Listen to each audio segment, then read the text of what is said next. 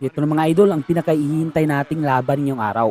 Ito ay ang pagbabalik ni Dave Penalosa versus Dayuv Aliyev. Ito ay bakbakan ng Russia versus Pilipinas mga idol. Ang labang ito pala mga idol is ginanap sa Dubai.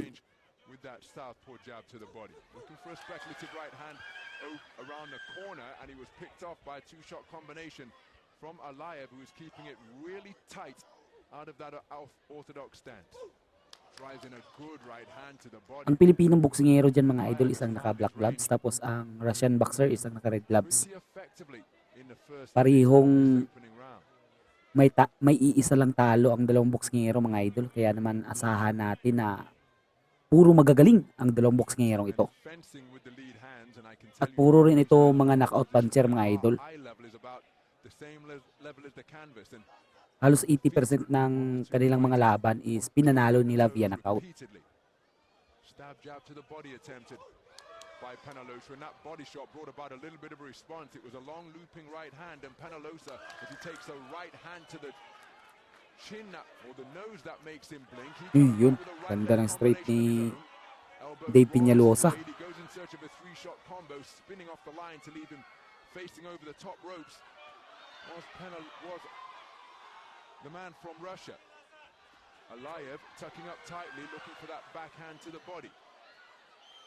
Ang labang ito pala mga idol is isang 10 rounds na bakbakan sa lightweight division.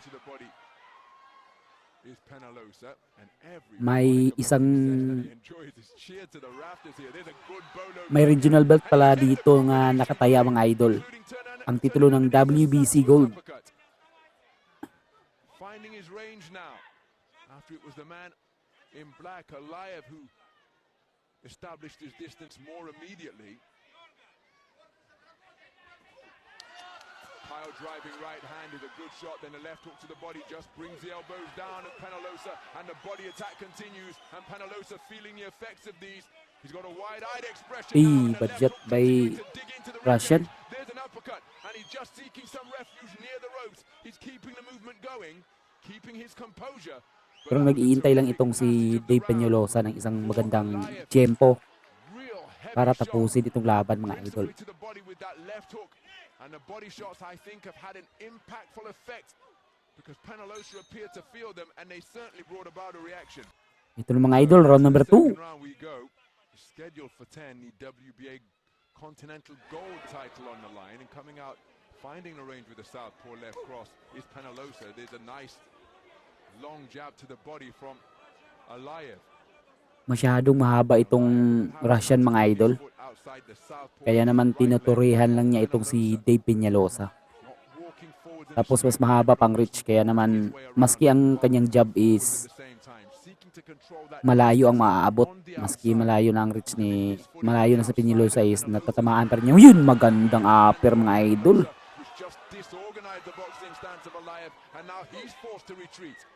My goodness. Kitang-kita mo talaga na may power may laman ang suntok ni Dave Penalosa kasi napaatras itong si Dayuv Aliyev nang matabaan ng magandang upper. Keeping a poker face, but Penalosa will know that that left hand upstairs did bring about a response. Pero di pa rin kailangan magkumpiyansa dito si Dave Penalosa kasi knockout puncher din itong Russian mga idol eh. Aliyev reaching down to the body once again. And he calls himself the hunter, does Penalosa. In what manner will he go about securing his quarry, securing his prey? Patience with the right jab. Oh, there's a good right hand to the body. Body talaga ang target pala nitong Russian mga idol. Kanina pa siya bumabanat sa katawan nitong si Penalosa. Instant taxidermy with that body shot, and he kept the attack going. And it's really bringing about. Pero isa sa epektibong suntok ni Dave Penalosa dito mga idol ang kanyang lip straight. And a right hand came crashing through. Terrific two-way action across the course of the first 2 minutes of this second round, because Aliyev was hurt by a cross to the jaw, and then he has recovered and has gone in search of the man from Cebu City's body. And he was hurt by those shots downstairs. And he's breathing through an open mouth now, is Penalosa. And that jab came back on a rather circuitous route. He went back via the belt line rather than back to the on-guard Yun. position. Ang ganda ng upper mga idol sa gilid. From the right hand in the Sa middle gilid of that pinapasok. combination. Left, right uppercut. But just restoring the rhythm is that left jab to the body once again from Aliyev, who is really pushing off that back foot, not loading up but getting plenty of leverage into that backhand. Uy, nice counter. Lands on the jaw of Penalosa. It backs him up because of the sheer force of it, and then a little bit of showboating with the 6 minutes. So Ito na mga idol, round number 3. third round is scheduled for 12. And Aliyev took a strong left cross to the jaw, which just caused him to disengage for a portion of the second round. There was more Uy, success to the ganda. body.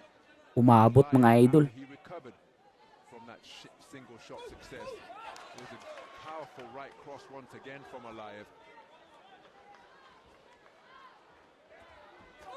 Uy. Sabi ko na nga ba, ang pinakamagandang suntok dito ni Penalosa, ang kanyang lip straight. Pumapasok talaga mga idol. Pero masyadong mababa yung suntok nitong Russian kanina. Uy, ganda ng combo.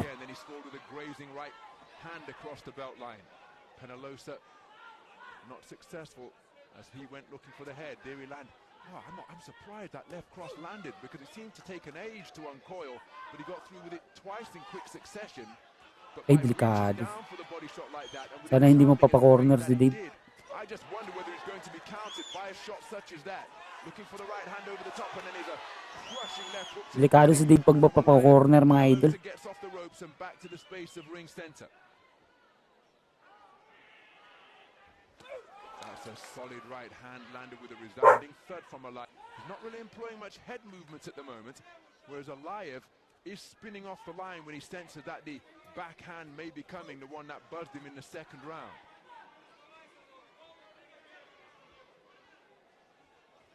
So Penalosa, he's almost, well, he was just creeping backwards in a straight line there. He's doing that towards the other side of the ropes.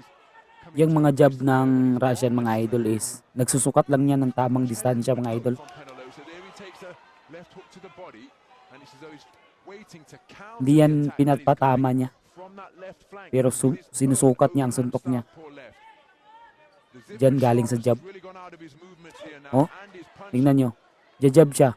Parang tap lang. Tapos bibira siya ng power punch. He's trying to get on his toes, and there's a little bit of an alley shuffle for the man from Cebu City. Good right cross to the body. Masyadong mababa tong binabato ng Russian mga idol. Parang magulang itong estilo niya. The thriller in Manila that took place 50 years ago in October 75. Andy Clark had the privilege of being down there for IBA because they staged IBA Pro in commemoration of that epic event. Ito na mga idol, round number 4. Quick moment of introspection from Penalosa as he comes out to answer the bell for round number 4. Aliyev is increasing the pressure here or seeking to, but an authoritative style WBC Continental Gold. Ito ang titulo na pinaglalabanan ng dalawang boksingero mga idol. with impunity, looking for the southpaw left once again. The first 2 rounds were filled with two-way action. And Aliyev, who is from Russia but lives in Dubai, there's a large band of Russian support here tonight. Ay, delikado.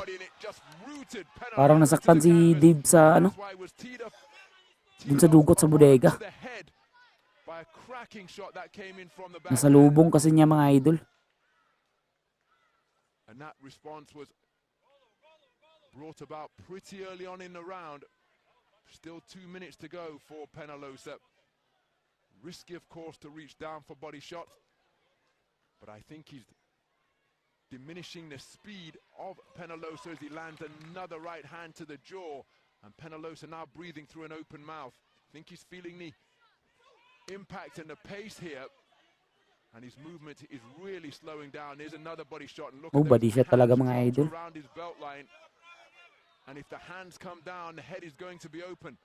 So he's in a really invidious position here, is Penalosa. There's nothing wrong with the man's commitment, competitiveness, or fighting spirit. But I think his energy levels are being drained pretty rapidly by this accurate punching to the body. His movement has really slowed. He's certainly not able to get onto the front foot and pursue his man. And I think it's his experience here that's keeping him in contention. And of course, his fierce competitive pride. But if Aliyev were to step on the gas with a sustained attack, principally to the body, he could well hasten the demise of the man from the Philippines. When will he seek to assert that type of authority and pressure? And again, those two punches comparatively ponderous to what Penalosa was releasing before in the first couple Katawan of na naman mga idol. rounds. There's another right cross which doubled him over. He's fiddling with that protective cup. I think he's really feeling the effects of these Dedicated body sa shots. body shot itong Russian mga idol. Alam kasi nila na pag Oh Pilipino, my yun, goodness, that is a right hand which has shaken him down to his knees. tinamaan ng isang overhand. He seemed to wobble, but then he had the wherewithal to walk Butin lang forwards and matalino claim itong si his Dave man. Penalosa The mga idol. 10-second clap resounded. He Umakap reversed agad. the body once again, but showing Solid yung tira na defiance, yun he eh. comes back up. Used to go in this direction, then I would imagine they Ito might na slow mga us idol, down a round bit, number but 5. not yet, but I think they will. Malahaba-haba pang labang ito mga idol. Marami pang pwede mangyari dito sa bakbakan na ito mga idol. Uy, naluwa ni Penalosa ang kanyang mouthpiece mga idol. Delikado. He'll wait for an appropriate moment, and he's not even bothered with it being rinsed. And I think he's spoken to Penalosa about splitting the mouthpiece, because that is a veteran's tactic to buy themselves some time when they are under pressure. And that is the difference between IBA 3-round boxing and IBA Pro. Different protocols, different conventions in the way the bouts are officiated and scored, and indeed in the way in which the boxers have to go about their craft. Scoring left cross from Penalosa, and again have to commend this man's professionalism, toughness and competitive spirit. But approaching the halfway stage, he's losing this round once again, and look at that, pushes his man off, tries to push his man off, and he's a man who went backwards, like he's pushing against a lamppost or another immovable object. Scoring right cross to the body of Penalosa. Right hand over the top, and the second right hand came in quick succession. Good right hand success because Penalosa, Magandang ipanapakita ang accuracy nitong Russian mga idol. Halos lahat ng suntok niya kanyang binibitawan dito sa round na to ay pumapasok talaga. Is Penalosa, because he's not only in there surviving, he's hanging tough and firing back. 4 years older than Aliyev, and he's showing him that this victory is going to have to be earned. He's not going to surrender, and that can sometimes place a little bit of doubt in a man who is having so much success, and yet the opponent is still there when he appears on the brink of defeat. Brings to mind what Joe Calzaghe often says about his contest with Chris Eubank. It's not the same, of course, because we're talking about different levels. But Joe Calzaghe scored that first round knockdown, and Chris Eubank got off the canvas, raised his right glove, which would be a little bit of a shimmy and a showboat, almost a twerk. Inaasar pa ni Dave Penalosa itong Russian mga idol. But when Christopher Livingston Eubank got off the canvas, he shook his right fist in the direction of Joe Calzaghe, as if to say, I'm still here and I'm coming. And come he did. And Joe Calzaghe nice. about that is his most important. Ito na mga idol, round number 6. Nasa kalagitaan na tayo ng laban mga idol.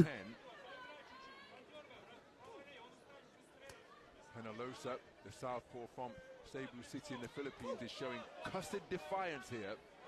because he's losing the rounds. He's been hurt, or at least has been Kailangan din interfered kasi with ni from the Penalosa opposition na ano, body in several of the rounds. magbitaw ng If isang I body say shot. all of the rounds. His energy levels appear to be running low. Uy, lagi ka lang kasi nag-head hunting itong si Penalosa. Yun, bagsak si Penalosa mga idol. Tosses backwards, gets back up with Nasa lubong kasi niya ito yung right straight ng Russo. momentary count.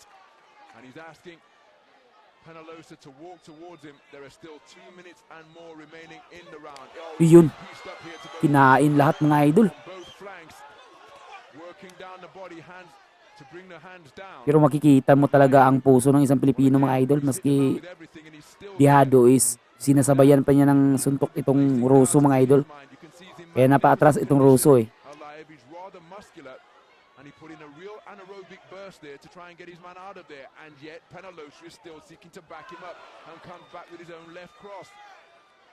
So is he beginning to doubt his boxing? Habang gloves? nasasaktan is Fallen by the mas curve lalong tumatapang ito si Dave. alive, because here he is with a man seemingly there. Uy, yun! Sa temple mga idol. Taking another right cross. Has he injured his ankle because he's standing? Delikado yun. He's standing Sintido kasi. the canvas. He's not moving at the moment.